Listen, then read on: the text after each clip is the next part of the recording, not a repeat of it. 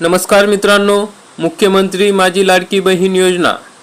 तर तुमचा अर्ज बाद होणार, हमीपत्र वाचलं का? नेमके नियम काय आहेत याविषयी सविस्तर माहिती या व्हिडिओमध्ये आपण जाणून घेणार आहोत की हमीपत्रामध्ये कोणकोणते नियम दिले आहे आणि जर आपण हमीपत्रातले नियम पाळले नाही तर आपले हमीपत्र चुकीचे झाले तर आपला अर्ज हा बाद होऊ शकतो, तो त्रुटीत जाऊ शकतो। त्यामुळे हमीपत्राचे नेमके नियम काय आहेत याविषयी सविस्तर माहिती या व्हिडिओमध्ये आपण बघणार आहोत। तरी हा व्हिडिओ आपण शेवटपर्यंत बघा। चॅनलवरती नवीन असाल तर चॅनलला सबस्क्राइब करा, म्हणजे या योजनेविषयीचे नवीन अपडेट आपल्याला बघायला मिळतील।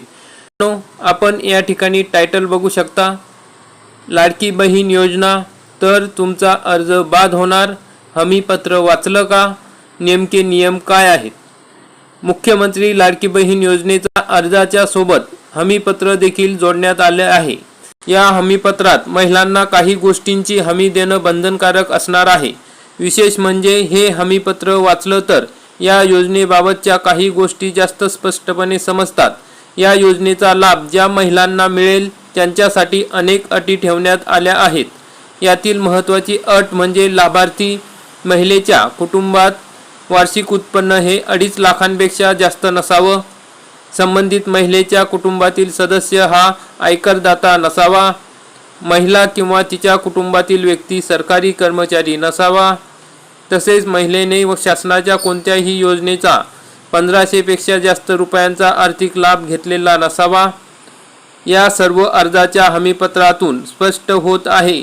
त्यामुळे या योजनेसाठी अर्ज दाखल करणाऱ्या सर्वच महिलांचे अर्ज पात्र होणे तितके सोपे नाही, कारण प्रत्येक नियम या अर्जात पाहिले जाणार आहेत।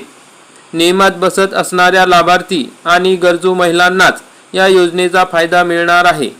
तर मग या हमीपत्रात कोणते नियम दिले आहेत ते बघूयात। लाडकी बहीण योजनेच्या अर्जाचं हमीपत्र वाचा। जसं आहे तसं मी घोषित करते की माझ्या कुटुंबाचे एकत्रित वार्षिक उत्पन्न 2.5 लाख रुपयांपेक्षा अधिक नाही। माझ्या कुटुंबातील सदस्य आयकरदाता नाही। मी स्वतः किंवा माझ्या कुटुंबातील सदस्य नियमित कायम कर्मचारी, कंत्राटी कर्मचारी म्हणून सरकारी विभाग, उपक्रम, मंडळ, भारत सरकार, राज्य सरकारच्या स्थानिक संस्थांमध्ये कार्यरत नाही किंवा समान निवृत्तीनंतर निवृत्ती वेतन घेत नाहीत।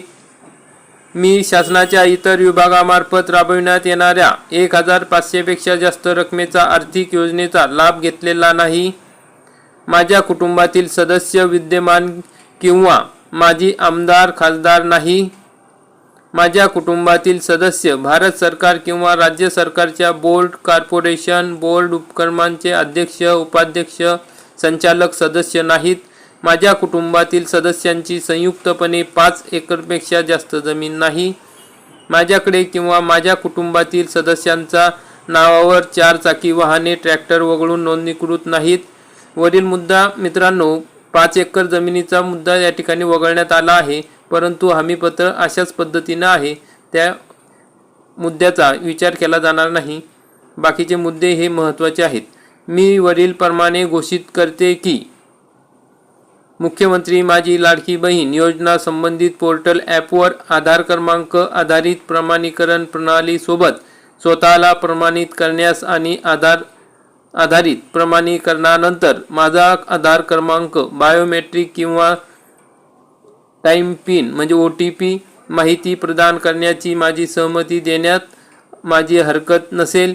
मी हे देखील सहमती देते की मुख्यमंत्री माझी लाडकी बहीण योजना माझी ओळख पटवण्यासाठी व प्रमाणित करण्यासाठी माझ्या आधार क्रमांकाचा वापर करू शकतात।